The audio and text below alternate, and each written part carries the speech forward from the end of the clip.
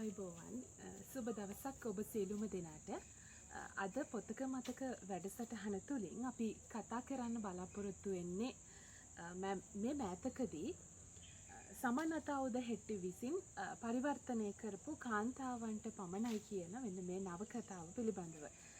මේ නවකතාව රචනා කරන්නේ ඉන්දියානු ලේඛිකාවක වන විශේෂයෙන්ම කෙටිකතා කවි නවකතා රචිකාවක් වන අනීටා නායර් එහෙම නැත්නම් අනීටා නේර් කියන ලේඛිකාව විසින් තමයි මේ පොත රචනා කරන්නේ.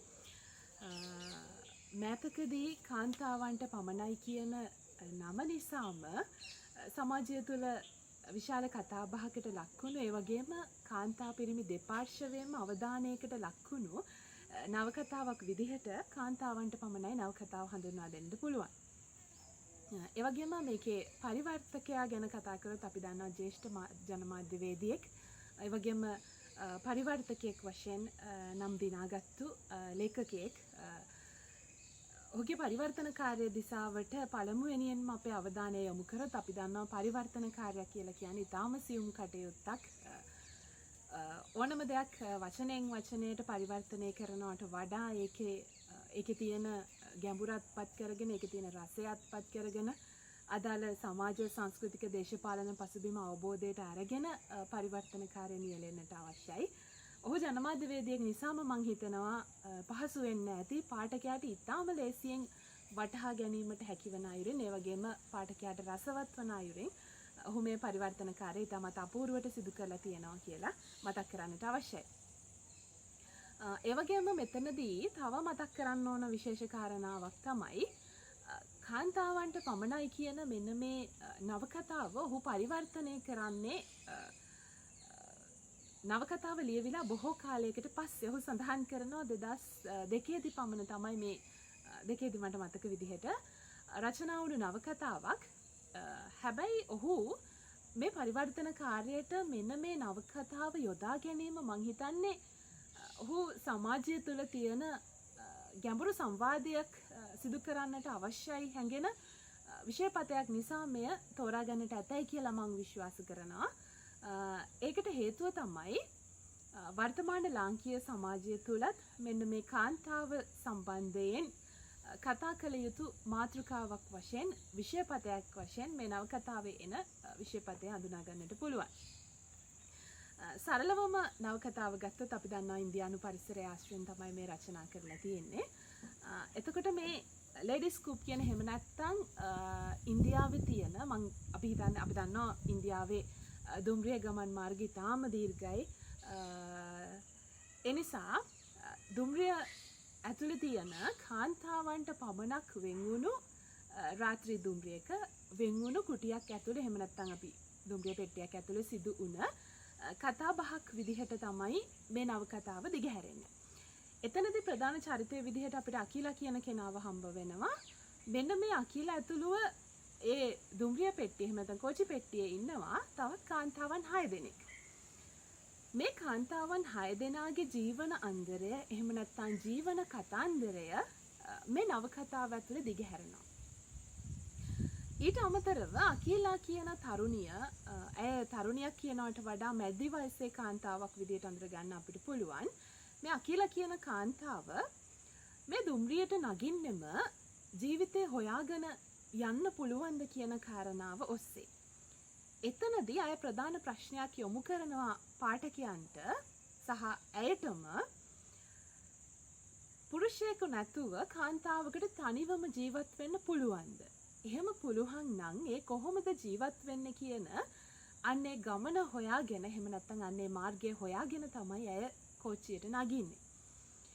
එතනදී ඇය මෙන්න මේ අනිත් කාන්තාවන්ගේ ජීවන කතන්දරයට ඇහුම්කන් දුන්නාට පස්සේ පාඨකයාටත් ඇයටත් අන්තිමේදී මුණ ගැසෙන තත්ත්වයක් තියෙනවා, මුණ ගැසෙන ප්‍රශ්නයක් තියෙනවා. පිරිමියෙකු නැතුව කාන්තාවකට ජීවත් වෙන්න පුළුවන්ද? ඒ කියන්නේ පිරිමියෙක් විවාහ කරගන්න නැතුව. ඒත් එක්කම අපිට අහන්න වෙන තව ප්‍රශ්නයක් තියෙනවා. මෙන්න මේ පුරුෂයාව විවාහ කරගත්තට පස්සේ එහෙම නැත්නම් පුරුෂයෙක් නැතුව ජීවත් වෙන්න බෑ කියලා පුරුෂයෙක් ළඟා කරගත්තට පස්සේ අන්න ඒ කාන්තාවට ඇය පතන පරිපූර්ණ මනුෂ්‍යයා කියන ස්වභාවය. එහෙම නැත්නම් පරිපූර්ණ කාන්තා තත්ත්වයේ සහ කාන්තා තත්ත්වයේ කියනවට වඩා පරිපූර්ණ ජීවිතය ඇයට හිමි වෙනවාද කියන ප්‍රශ්නය අපිටත් ඇයටත් ඉතුරු වෙනවා. මොකද අර ඉතුරු කාන්තාවන්ගේ ඒගොල්ලන් විවාහ වෙලා ඒ විවාහ වුණ කතන්දරේ ඉතාම දුක්ඛිත තත්වයෙන් තමයි අපට මුණ ගැසෙන්නේ. ඊට අමතරව අකීලා කියන කාන්තාව අවිවාහකයි. නමුත් කාන්තාවක් වශයෙන් ඇයට පැවරෙනවා වගකීම් රාශියක්. ඇය පිරිමියාගෙන් නොවුනත් පියෙකු අහිමි ජීවිතය තුළ පියා අහිමි වුණාට පස්සේ තමන්ගේ වගකීම් ටික පවුලේ වගකීම් ටික තමාටම පැවරුණු කාන්තාවක් විදියට ඇයව හඳුනගන්නට පුළුවන්. මම මෙතනදී උත්සාහ කරනවා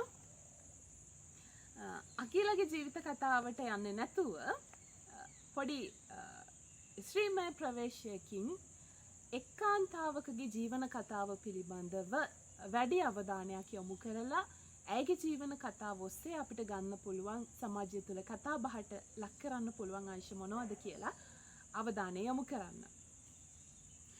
එතනදී ප්‍රභාදේවී කියන තරුණිය එහෙම නැත්නම් ඒ කාන්තාව අපිට මුණ ගැහෙනවා. ප්‍රභාදේවිගේ ජීවන කතන්දරය අවධානයට ගන්නකොට මට මතක් වෙනවා එක්තරා ස්ත්‍රීවාදී අදහස් කීපයක්. එතනදී මම හිතන්නේ අපිට වර්ජිනියා වුල්ෆ් ඒ වගේම සිමෝන් ඩිබෝවා වගේ අය මතක් කරන්න පුළුවන්. සිමෝන් ඩිබෝවා සෙකන්ඩ් සෙක්ස් වලදී එක තැනක සඳහන් කරනවා කාන්තාවක් හරි එහෙම නැත්නම් අපි මෙහෙම කියමු එයාගේ පොතේ මූලිකවම සඳහන් වෙන දෙයක් තමයි කෙනෙක් කාන්තාවක් විදියට උපදින්නේ නැහැ. එයාව සමාජය විසින් කාන්තාවක් කරනවා කියන සංකල්පය. අපි එතනින් අපේ කතාව ආරම්භ කළොත් එහෙම ප්‍රභාදේවිගේ චරිතයත් නිවසියන් විසින් සමාජානියෝජනය කරන්නේ තනිකරම කාන්තා භූමිකාව හසුරවන්නේ කාන්තාවක් විදියට නිර්මාණය වෙන්නේ කොහොමද කියන තැනින්. හොඳම නිදසුන ප්‍රභාදේවිගේ චරිතය. අන්නේ කාරණාව ඒ සංකල්පය සම්බන්ධයෙන්. ඒ වගේම අපිට සිමෝන් ඩිබෝවා තවදුරටත් සඳහන් කරනවා මිනිස්සෙක් ඉපදුනාට පස්සේ මවකගේ ශරීරයෙන් එහෙම නැත්නම් අභ්‍යන්තරයෙන් විතැන් වුණාට පස්සේ බාහිර ලෝකයට විවර වෙන්න තියෙන එයාගේ බීතිකාව නැති කරගන්න එයා මාර්ග දෙකක් තෝරගන්නවා දරුවෙක්. එතනදී එක මාර්ගයක් තමයි සමාජය තුළ පිළිගැනීමට ලක්වීම කියන කාරණාව. එතකොට සමාජය තුළින් පිළිගැනීමකට ලක් වෙන්නේ කොහොමද? ඒ පිළිගැනීමට ලක් වුණාට පස්සේ තමන් ස්ථානගත වෙන්නේ කොතනද කියන තැන ගැන ලොකු සැලකිල්ලක් දක්වනවා විශේෂයෙන්ම කාන්තාව. එහෙම එතකොට ඒ ස්ථානගත වෙන්නේ වැඩිහිටියන් අතින්. එහෙම නැත්නම් සමාජය අතින්, සංස්කෘතිය අතින්.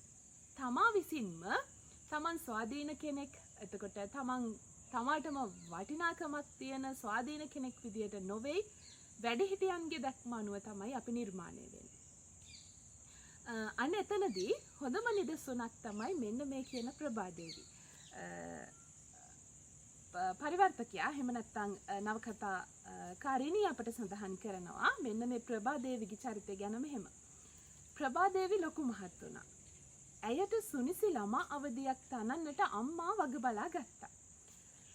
පවුල තුළ ඇය සමාජානියෝජනය වෙන විදිහ තමයි මේ සඳහන් කරන්නේ. දුඹුරු පැහැ හිසකේ තියෙන දොයිකරවද්දි දැස් වැහෙන වටිනා බෝනික්කන් සිංගප්පූරුවෙන් ගෙන්නා ගත්තා. පාසල් ගුරුවරියසේ සැරසී සෙල්ලම් කරන්නට පරණ සාරි කපා දුන්නා. සෙල්ලම් ගෙදර අම්මා වෙන්න වෙනම පුංචි කුස්සියක් තනා දුන්නා. ඔය විදිහට ස්ත්‍රියට වෙන්වුණු සෙල්ලම් පරිසරයක්, ස්ත්‍රියටම වෙන්වුණු කාර්යයන් ටිකක් මවක් විසින් දියණියකට ලබා දෙනවා. හැබැයි මේ කාරණාවේදී පිරිමි පාර්ශවය එහෙම නැත්නම් පිරිමි දරුවෙකුට හිමි වෙන්නේ ඊට වඩා වෙනස් අත්දැකීම් ටිකක්. සමාජය විසින් මූලිකවම ගත්තොත් පවුල විසින් එයාට පුරුෂත්වය වැළඳ ගන්න සමාජය විසින් ආරාධනයක් සිදු කරන ලබනවා. එතනදී පුරුෂයා දිගින් දිගටම තමන් ස්වාධීන කෙනෙක් තමන් තමයි කාරක එහෙම නැත්නම් අපි සිමෝන් ඩිබුව සඳහන් කරන විදිහට සබ්ජෙක්ට් කියන එක සබ්ජෙක්ට් විදිහට නිර්මාණය වෙනවා ඒ ඔස්සේම කාන්තාව ඔබ්ජෙක්ට් එකක් විදිහට එහෙම නැත්නම් කාරකත්වයක් අහිමි කෙනෙක් විදිහට නිර්මාණය වෙනවා මෙතන ප්‍රභාදේවි තමන්ගේ මවට අවශ්‍ය විදිහට එහෙම නැත්නම් සමාජය විසින් හොඳ කාන්තාවක් යයි පිළිගන්න විදිහට නිර්මාණය වෙන්න උත්සාහ කරනවා. කොයිතරම් සියුම්ව එම්බ්‍රොයිඩර් කළාද කිව්වොත් නූල් ඇදපු බවක් පේන්නවත් නැහැ. පැහැ සහ හැඩ පමණයි. ඉද්ලි මුදුයි, සැහැල්ලුයි. ඒත් ගැහණියකගේ දක්ෂතාවය ගැන සැබෑ පරීක්ෂාව තියෙන්නේ කිරිමුදවද්දී. එතෙන්දී නම් අම්මත් පරාදයි. ප්‍රභාදේවි දැන් ටික ටික අම්මා වෙන්නම තමයි උත්සාහ කරන්නේ. Tamanට අවශ්‍ය දේ නෙවෙයි යා කරන්නේ. ගැහණියකට වෙන්නුණු ශ්‍රේයකට වෙන්නුණු කාර්යයන් කියලා අප විසින් අඳුර ගන්න දේවල්. ඒ වගේම සඳහන් කරනවා පූජාවට භජන් ගයන්න එන්න කියාපු දවසට ප්‍රභාදේවිගේ හඬ නැගෙන්නේ කිංකිණි පරයමින්. හිස බිමට නමාගෙන තැම්පත්ව නාලිය විලසින් ඇය යන්නේ විල්ලුද පුංචි දෙපා පරිස්සමට තබමින්. සමාජයේ විසින් හොඳ කාන්තාවක් විදිහට අඳුරගන්නේ නාලිය ගමනින් ඊටාම සංසුන්ව යන කාන්තාවක්. ඉතින් මෙන්න මේ විදිහට තමන්ගේ මවට අවශ්‍ය විදිහට ඇය නිර්මාණය වෙනවා. ඉන් අනතුරුව දැන් ප්‍රභාදේවි නිර්මාණය වෙන්නේ අම්මට අවශ්‍ය විදිහට සමාජයට අවශ්‍ය විදිහට. ඊට පස්සේ ආගේ විවාහය තීරණය වෙන්නේ දෙමෝපියන්ට ඕන විදිහට. මම හිතන්නේ වර්තමාන සමාජයේ නම් ටිකක් අඩු වෙමින් යනවා දෙමෝපිය කැමැත්ත මත පමණක් විවාහ වීම. නමුත් ඉන්දියානු පරිසරය තුළ මම හිතන්නේ මේ වෙනකොටත් ක්‍රියාත්මක වෙන කාරණාවක් තමයි. හැබැයි එතනදී දැන් අර ස්ත්‍රියට වෙන්වුණු භූමිකාවේ හොඳට හැඩ ගැහුණු හොඳ ස්ත්‍රියත් පුරුෂයාගේ භූමිකාව තුළ හොඳින් හැඩ ගැසුණු පුරුෂයාත් එක තැනකදී මුණ ගැසෙන තැනක් තමයි විවාහය කියලා කියන්නේ. ඉන් අනතුරුව ඉබේටම මේ දෙදෙනා සමාජානුයෝජනය වීමත් එක්ක සංස්කෘතිය විසින් හැඩ ගැහිමත් එක්ක මේ දෙදෙනාට සිදු වෙනවා ඒ විදිහටම විවාහය තුළ ක්‍රියාත්මක වෙන්නේ. එතනදී ඉබේටම කාන්තාව යටපත් වෙනවා. පුරුෂයා නැගී සිටිනවා. ස්වාධීන වෙනවා. විවාහයෙන් මේ දෙදෙනා එක තැනකට ආවට පස්සේ විවිධ ගැටලු වලට මුහුණ දෙන්නට සිදු වෙනවා විශේෂයෙන්ම කාන්තාවට. විවාහයක් තුළින් කාන්තාව බලාපොරොත්තු වන නිදහස එතකොට ස්වාධීනත්වය ඇයට අහිමි වෙනවා කියලා අපිට අඳුරගන්න පුළුවන්. සිමෝන් ඩිබෝවම සඳහන් කරන විදිහට විවාහයක් තුළින් විවාහ වුණාට පස්සේ තවදුරටත් ඇයට හිමිවන්නේ නිවසේ ආධිපත්‍ය විතරයි. නිවස තුළ ඇය රජනක් විදිහට ජීවත් වෙනවා. නමුත් නිවසින් පිටතදී බාහිර ලෝකයට ඇයට ගමන් කිරීමේ හැකියාව නැතුව යනවා. නිර්මාණශීලීත්වයෙන් ඉදිරියට යන්න ඇයට හැකියාව ලැබෙන්නේ නැහැ. නමුත් පුරුෂයා නිෂ්පාදකයෙක් විදිහට පුරුෂයා තමයි ස්වාධීන කෙනා විදිහට සමාජගත වෙනවා.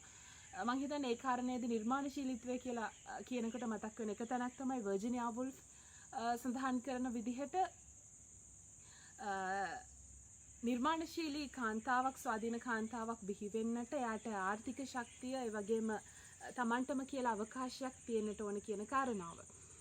එතකොට මෙන්න මේ ආර්ථික තත්වය සහ අධ්‍යාපනය ඇයට විවාහයේදී තමන් පුරුෂයාට යටපත් නොවී සිටීමට ඉතා වැදගත් වෙනවා. ඒක මේ පොතේදී යම් යම් තැන්වලදී ඉස්මතු වෙනවා විශේෂයෙන්ම අකිලගේ චරිතය හරහා.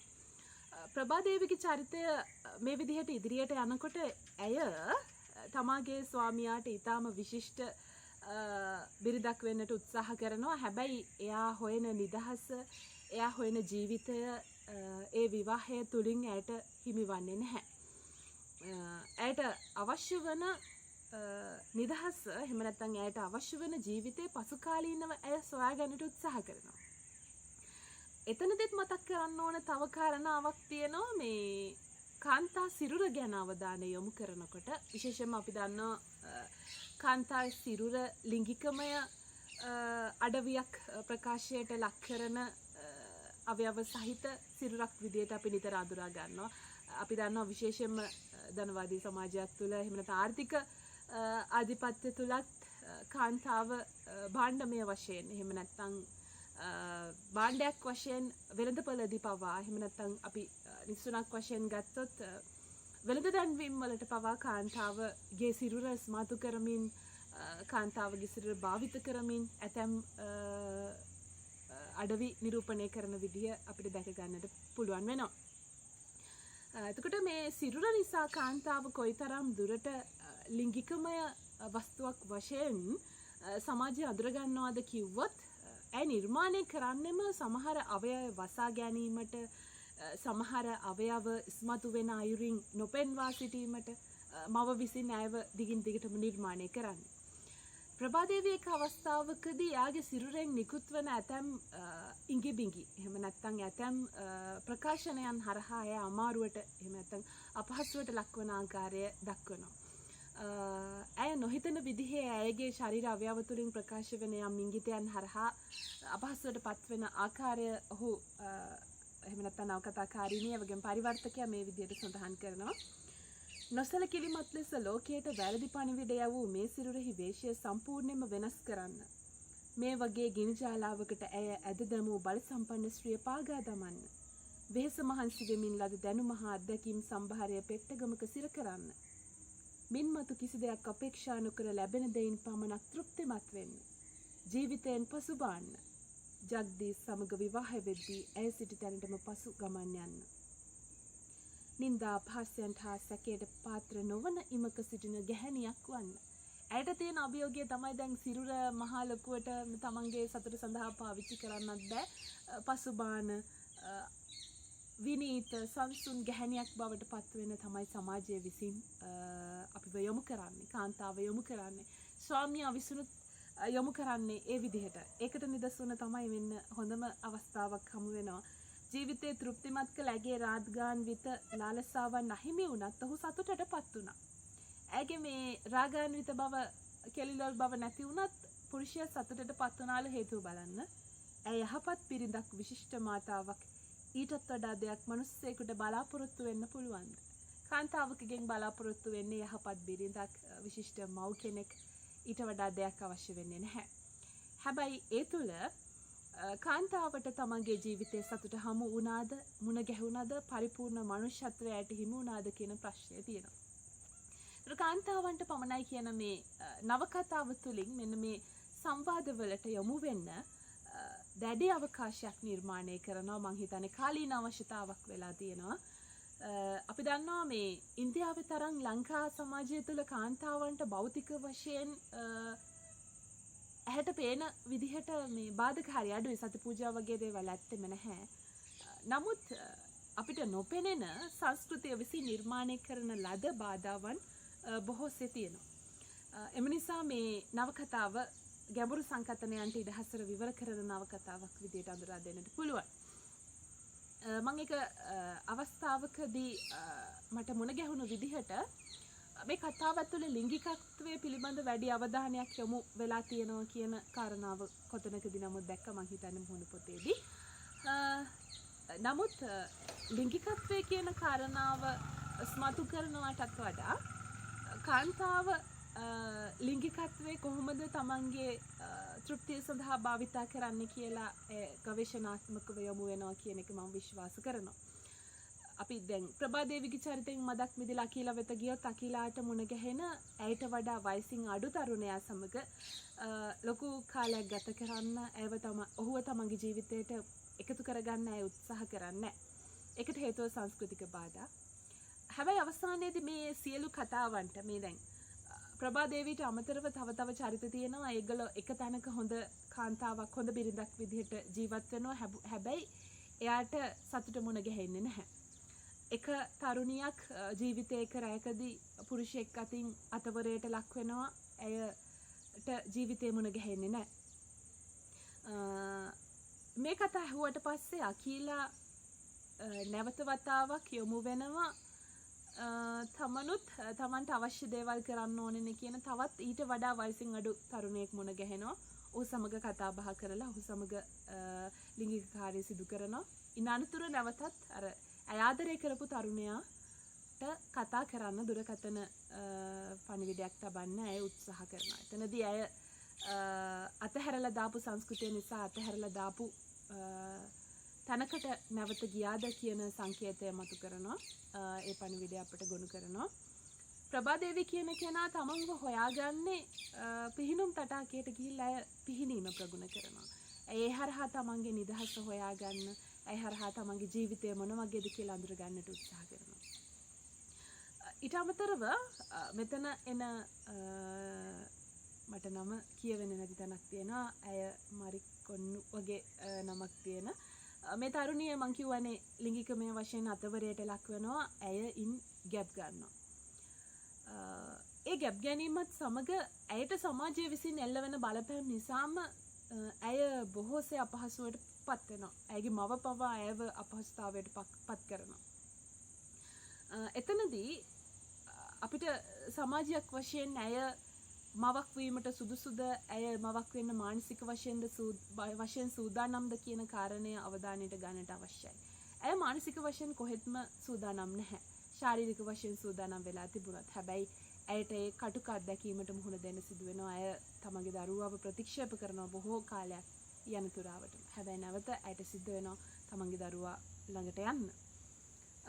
ඉන් අනතුරුව තව පැත්තක් කතා කරන්න ගත්තොත් ලිංගිකත්වය ගැන අපි කතා කරනකොට විරුද්ධ ලිංගිකයන් නොවන සම ලිංගික අසුරක් පවත්වන විදේශීය කාන්තාවන් දෙදෙනෙක් පාඨකයාට මුණ ගැස්වනවා.